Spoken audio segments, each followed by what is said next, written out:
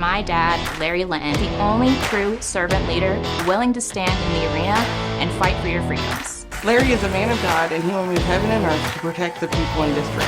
Too many elected politicians act like chameleons. My name's Mike. I'm Larry's neighbor. I bought the house behind him. I trust Larry to give me an honest answer. And what's important to me is faith, family, and my freedom. And I believe these values are also held by Larry Linton. More important than ever, I believe, in our lifetime to really stand up and fight for what's right. And Larry's doing that, and I'm supportive of it. We need to replace career politicians in Nashville with leaders willing to stand for what is right, even if it's not popular. People who feel a calling and are not looking to make a profession out of it. You're not going to find a more honest, straightforward, and passionate individual, I don't believe. Larry is what you see is what you get. He's honest.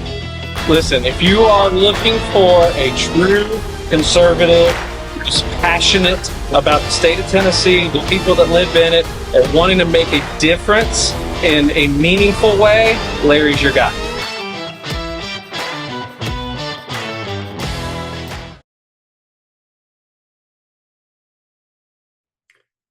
Good Monday morning, ladies and gentlemen. Today, the show will have a special guest with us. One of the most consistent conservative representatives in the Tennessee House of Representatives joins the show today and next week as well for a two-part discussion. Representative Chris Todd, out of House District 73, which is part of Madison County, is our guest, and we will be discussing what servant leadership means to him, as well as some other topics. For just a quick biography for Representative Todd, he's a small business owner out there in West Tennessee. He earned his Bachelor of Science degree from Union University.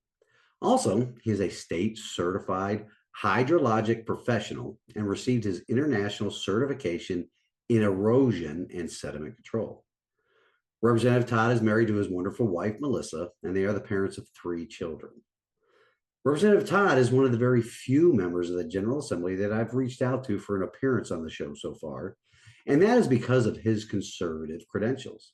Now, we may not agree on 100% of the issues facing our fellow Tennesseans today, but rest assured, Representative Todd approaches each piece of legislation and policy with a correct worldview, as you will all see during the interview. We talked for nearly an hour, and that is why I'm breaking this episode into 2 separate shows. If you are a subscriber to Tennessee Conservative News and receive their annual Rhino Report, you will know that in the latest report, Chris Todd was the prime House sponsor for a great piece of conservative legislation, House Bill 2882. That bill will require that beginning with the 2025-2026 school year, each local education agency and public charter school will provide students with age-appropriate and grade-appropriate instruction on firearm safety. Now, this bill was passed despite being introduced under the shadow of Church Pew Lee's special red flag law session that was convened in the wake of the transgender massacre of 6 people at the Covenant School in Nashville last year. Talk about standing firm, folks. This guy did it. Now, this past week has been a very uneventful one for me. It is quite the change of pace from the previous 6 months, where I would spend a significant amount of the 3 weeks of time I would be at home after working out of state with my clients doing this campaign stuff. Now, a fellow could get quite used to spending this much time with his family during their time off. Later this morning, after the show has been released, I have my orthopedic consult for my left knee. I believe that I told the audience about injuring my knee while working in Midland, Texas the first week of the year. Well, I finally had an MRI on the knee on the 1st of August, and then my VA doctor went over the results with me a couple of weeks ago. It turns out that the knee is worse off than I imagined. I thought it was only a tear in the meniscus. Turns out it was the tear, a cyst on my ACL, and a Baker cyst at the back of the knee. It's definitely going to require surgery, and that's what I'll be discussing with the doctor later this morning. As I know more about that schedule, I'll let you all know as well. Oh, there is still no winner yet on what genre of books the Nazis were famous for burning.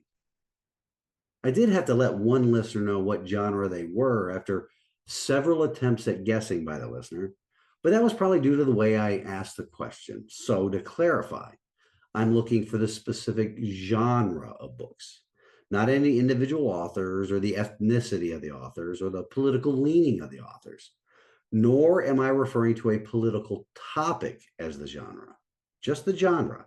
Like science fiction is a genre or history is a genre.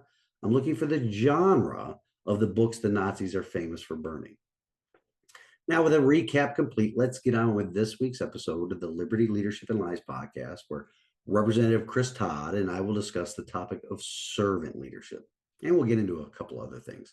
So let's take a stand in the arena together again this week, folks, and get on with the show.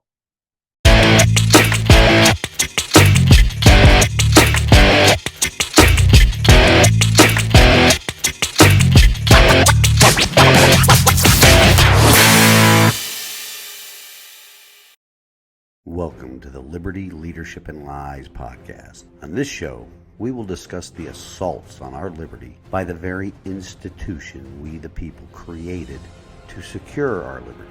We will also compare and contrast the actions of people in leadership positions to the servant leadership that is needed to protect our God-given, constitutionally protected rights. Additionally, we will break down the many lies that elected and unelected officials in government and media spin every day in order to secure for themselves positions of power and influence that are antithetical to the system of government our founding fathers created and passed down to us. All right, ladies and gentlemen, today we have a special guest on the program. It's Representative Chris Todd from out in the West Tennessee. He's one of the most staunchest conservatives in our General Assembly. We're going to talk to him today about the topic of leadership. So welcome, Representative Todd. How are you doing today? I'm wonderful. Good to be with you, Larry. Thank you for coming on again. How are things going out there in West Tennessee? The primary's over, and I understand that was you thought it was going to be closer than it was, but it ended up you prevailing. Yes, sir. Yes, sir. I ended up with a little over 2-1 margin and was very, very surprised at that and very pleased. And I don't have a general challenger in November, so it's home free at this point. So just as long as I vote for myself, I guess I'll get it. As long as you get that one, right? That's right. That's right. Now you got your bona fides out of the way because you voted in the primary, right? Right, right. So well, and I was very not only surprised but honored and very humbled by the turnout and the number of folks that decided that I needed another term and in a really overwhelming way. So very humbled by that. What was the percentage turnout in your district? It turnout, I don't remember that I saw a final number on that. I've actually been wondering, and I'm not I just haven't stopped to ask anybody, but I think I had the impression it was somewhere in the 12 to 14%. Okay, a little bit better than House District 12. We had about 10% here. As you know, I was a candidate in that election, and but the primary participation rates they're slowly going downhill. And again, that's a topic for another day on the leadership of the local or not just Sevier County, but all the county Republican parties for not being active in promoting our brand. I don't know what the problem with that is, but our brand, I think, is pretty good. It's Constitution and country. And and then going down that road of the Constitution, and I think like you believe probably like I do that our framers, when they wrote that thing, most of them, or all but one, were actually deists that they believe in a God, the creator. And most of them were Bible believing Christians. And that document or that book laid the foundation for the way our government was supposed to be set or was set up and is supposed to be running. And I think that the idea of the people they were looking to serve their country were servant leaders. So what are your thoughts on that? I would totally agree. There's no question that's what they were looking for, the way they set it up. And it's disheartening to think about, especially the last 4 to 6 decades and how that has been eroded among a lot of other things. Not only have we eroded that principle of servant leadership from the standpoint of a part-time legislature, but we've also eroded the principles and literally the language of the Constitution that limits the federal government and their reach. And they have been involved in a tremendous overreach for the last number of decades. And unfortunately, our predecessors have allowed that to happen. And I think it's up to us to start the progress back to where the states have the majority of the power. I mean, when you come down to it, the founders recognized this, that the states created the federal government. The states also created the cities and counties. So the state government is the center of all government, and it should be. You know, we're closest to the people in a broad sense from the standpoint of the makeup and flavor of a state. Unlike our federal government, which is, you know, trying to be representative of all states, I guess you would say. And that has really hurt us, I think, in so many ways. And it's really ironic how many ways I learn about almost on a monthly basis, sometimes more frequent than that. For example, EPA. You know, we find, matter of fact, I've made a career out of EPA regulations, more or less. I mean, even though our state administers those, most of those, the EPA has handed many of those basic principles down and minimum standards down in so many ways. But I'm finding out just how onerous they are when it comes to things like emission standards. EPA comes up with some magic number of miles per gallon target that a company should have. And if you don't meet that target, you get penalized. And policies that we on a state basis, on a state level, may implement can actually affect those sales models and those miles per gallon targets. I learned that in the last couple of years when we were looking at adding a fee to electric vehicle registration for them to be able to pay for the roads that they're running on, where the rest of us pay it in gas tax. EVs would not pay anything. And so as we went through that discussion, I learned from a local manufacturer here, Toyota, that that is the case, in fact. And if we included hybrids, for example, in that at too high of a level, it would change their sales model and they literally would have problems with EPA. So the federal overreach is tremendous all around us. And it is quite disheartening to see just how deep that goes, unfortunately. Right. I regularly point out to my listeners that there is not an aspect of an everyday American's life now that the federal government doesn't touch.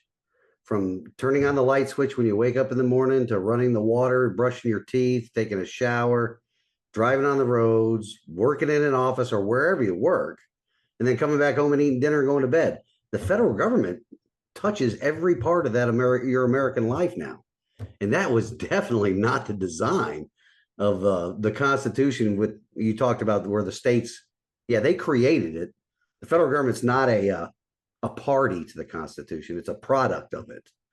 And state sovereignty has been eroded, and I think it can appear to be nefarious. And I believe it started with the 16th Amendment when the government decided to do the constitutional workaround against the taxes, income taxes, so they can now get first cut of every American's check before any American sees it. And then they further eroded by weakening state sovereignty by implementing the 17th Amendment. Because the bicameral Congress, federal Congress, was supposed to be the House representing the people and the Senate representing the states. And then when you started to directly elect senators, what you just got was just super representatives, right? Because now the state's interests are not represented there anymore. I would have to agree with you. I think that is probably a likely starting point. And then it's been on steroids, to some degree ever since.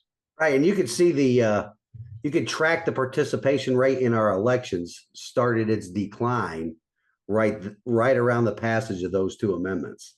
Because, I mean, now everyday Americans are like, well, it doesn't matter what I can do because the federal government's just going to say, no, you can't. They're going to have some bureaucratic agency come up with a rule that says, hey, you got to follow our rules.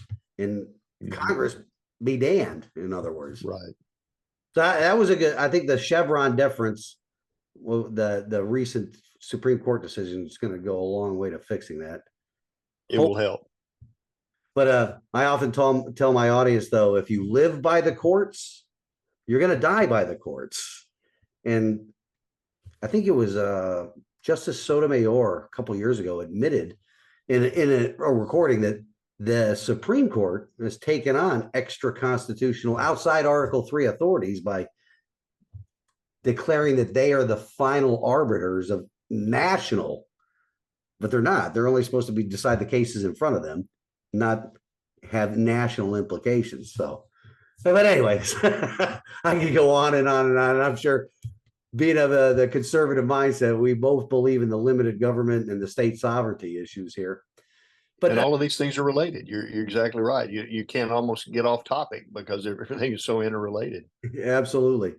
So how would you define servant leadership, though? And what do you think? What do you believe? Why is it that important in the political office?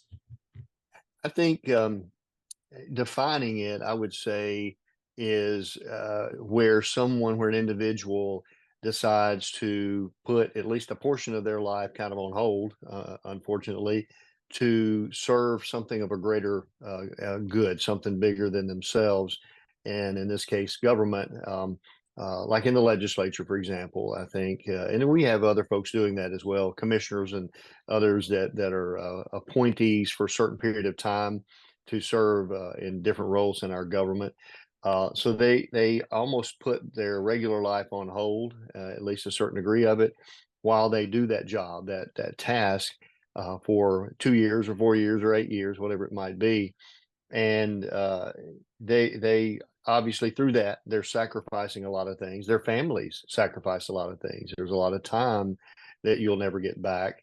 But knowing that it is for the greater good and that our society depends on those servant leaders, it's something that fortunately folks still sign up for, even with all the negatives that come with it from the standpoint of attacks, and especially in our case, the left just making things up on a daily basis and creating what they consider their own truth, which you and I both know is singular. There's only one truth, and in a given situation, not your truth or my truth, but they like to believe they can own their own truth.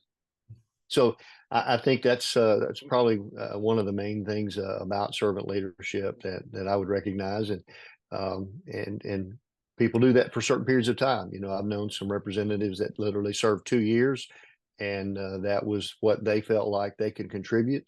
Others 4 years or 6 years, and then others 24 years. So it's on an individual basis of how much and how long they want to put themselves out for that. And I would hope that one of these days when my time comes to be in that decision part of my career, that it would be very clear to me it's time for you to step down. This is this is no longer something that you're going to be best at or the best choice for your constituents in that office that you're holding, whatever that is at the moment.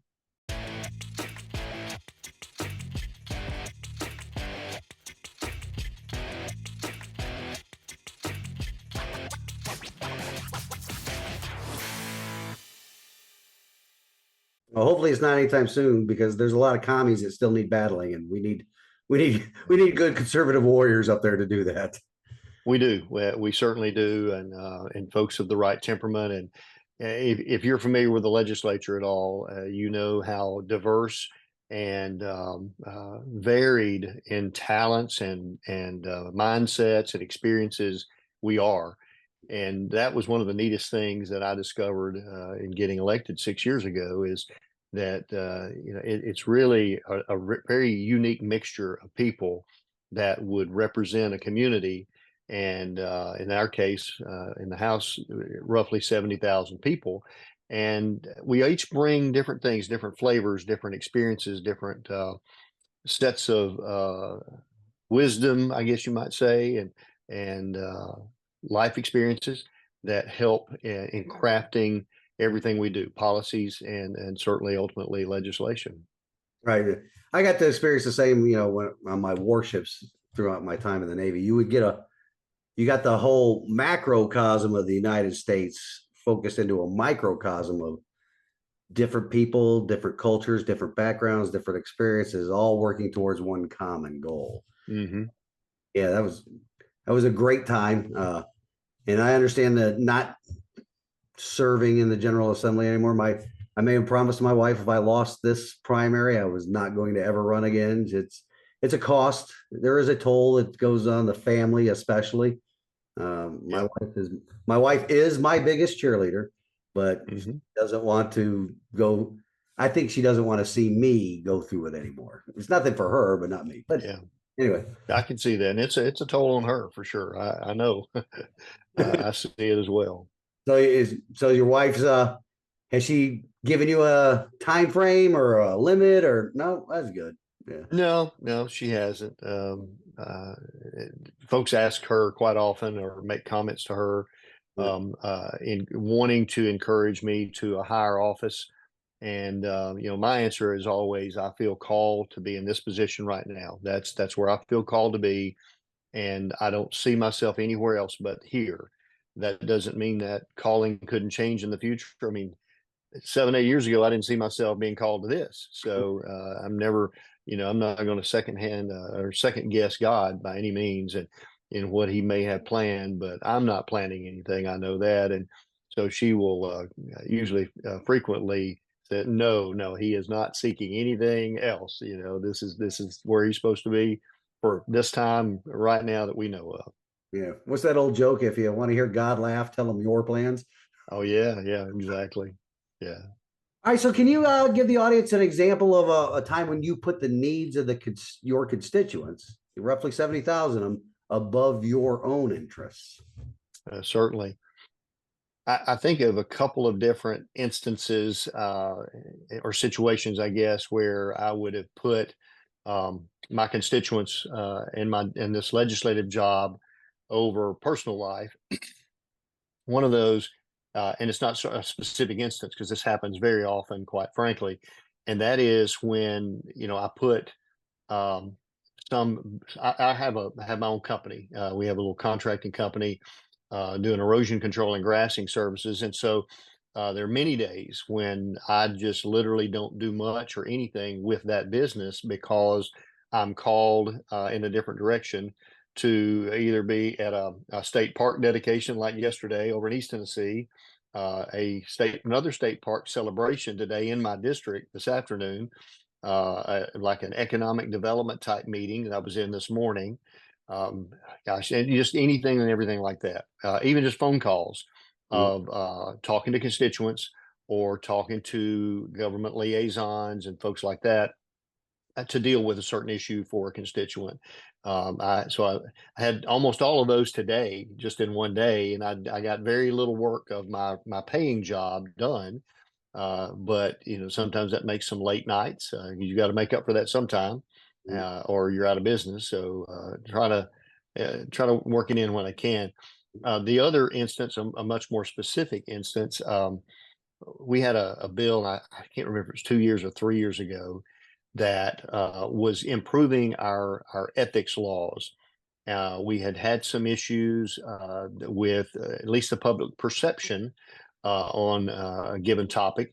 And so we had a bill that would prohibit each of us in the General Assembly from doing business with the state. And so that was kind of alarming to me because my business has been built over between 25 and 30 years, both working for the private sector and the public sector. So I have done work for TDOT directly. I've done work for like the West Tennessee River Basin Authority, several state entities, sometimes a real small job, sometimes a large job. And so that was alarming because that was going to cut a chunk of my work out if I said we're not doing anything with a state entity from this point forward. So we got that amended to where if you're a current member, and this is, I've got a principle I'm sure you would agree with. It's not good to change the rules in the middle of the game. That's just not fair to the people playing the game. And so under that principle, several of us that had done business with the state over the years in various capacities got an amendment added to that excluded us as long as we disclose what entities we had done business with, state government, and which ones we might continue to do business with in the future. So even if you hadn't done business with one entity like TWRA, for example, if you listed them, then you could bid on jobs and do work for them in the future. And so that was the compromise. And so I did that. And in less than a year, I had an entity, and it happened to be TWRA, because I'd never done any work for them. They don't let projects, they don't put things out for bid in my realm that I ever see. So I didn't even think to list them. And in less than a year, there was a local project right here in my community that I was not able to bid on because of that ethics rule that we passed, and I did not list them. And so that was, a little bit of a costly sacrifice that affected my business and certainly my personal pocketbook as a result. So the former is the more common thing, when you're just meeting the needs and requirements of the job, and on a day-to-day basis, and kind of putting your other personal life and business life on hold. Yeah, your time is no longer your own. Right. Well, good deal. So how do you balance the principles of servant leadership and with the need to make difficult decisions that sometimes aren't popular? I remember I sent an email a couple of years ago now to the entire General Assembly that a lot of them didn't like my response or my question, and they were, because it was very unpopular. But how do you balance that? I mean, because there are times when government does things that's not very popular, but is necessary. But that's counterbalanced by the times they do a lot of stuff that's very popular that's not necessary. So how do you? No doubt. Well, I would say, and I hope this gets at your question, but I think it does. But the first thing that comes to mind on that is our oath of office. So our oath of office is to defend and protect the Constitution of the state of Tennessee and the United States of America, first and foremost. For me personally, I actually have to put the biblical principles first. And so any given decision that I'm up against, or policy, or vote, I'm looking at that first and foremost. Is there a biblical principle here that I've got to uphold? And certainly second to that is going to be the Constitution, and what our founders said about those things, what the overall purpose of the Constitution has for our society. And if it fits within, and usually those overlap, quite frankly, very, very nicely, as you well know. But if it doesn't fall under either one of those, then the decision-making process goes to the people. And what do the majority of the people want out of something? Because if it's not covered under either one of those, it's kind of flip a coin, really. It's whatever the public wants. Now, you have many uneducated people in our society that call us a democracy, which we are not. And because, as you well know, a democracy is mob rule. So the majority wins. And that's not what we have. We have a representative constitutional republic for a reason, so that you don't get folks that may have lost their education, lost their way over the years because of a lack of education about what got us here, what our Constitution literally says, and they then might dream up something that they want as a group and say, you are our representative, and therefore you have to do what we say. But that's not what we have. And so I have to go that route. That's my decision-making process, is, the Constitution. And if it's not covered under that, then certainly it's up to the people. And I'll tell you one issue that we're debating, in the last couple of years, that fits that is education. Under our Constitution, we're supposed to provide for a public education of our children, but it doesn't say how. So the how you deliver that is really up to the people. What is the most popular way of doing that? And as you know, we have continued to do the same thing for a long, long time, and we're getting worse and worse results, unfortunately. So I think it's time for a change, whatever that might be. And so I'm always looking for those ways to improve that. That's not something that personally I focus on as far as carrying legislation. I'm not the guy to carry education bills, but certainly supporting and promoting those principles of parents being in charge of their children's education. First and foremost, I mean, the parents are the ultimate responsible party. The government is not responsible for those kids. The parents are. So they should be involved. They should have the choices in front of them to provide the best education possible for their children that fits their family's needs, desires, and beliefs. And so that's one of those issues that we go to the public on and say, what do you think?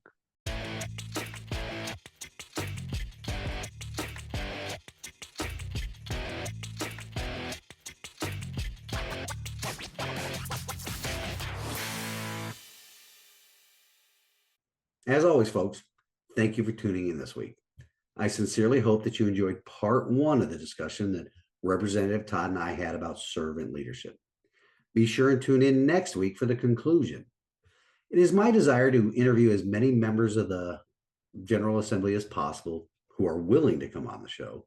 There should be a few fan favorites that I'm quite sure that my fellow Tennesseans want to hear from as well. In addition to these elected officials, I'm going to be inviting other people in the conservative movement here in Tennessee and quite possibly some pastors to come on the show as well. And now for some wisdom from God's word. This week it comes to us from 1 Peter chapter 5, verses 2 and 3.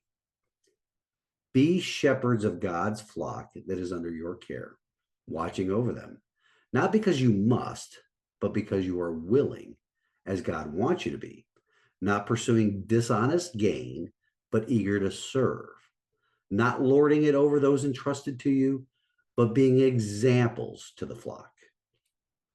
Now, Representative Todd, he talked about being called to serve in the capacity he is in right now. He has been at this for 6 years now. What I want to highlight here for the listening and viewing audience is that we must find more people that feel called to serve as servant leaders, and not like the many selfish leaders we see occupying elected office today.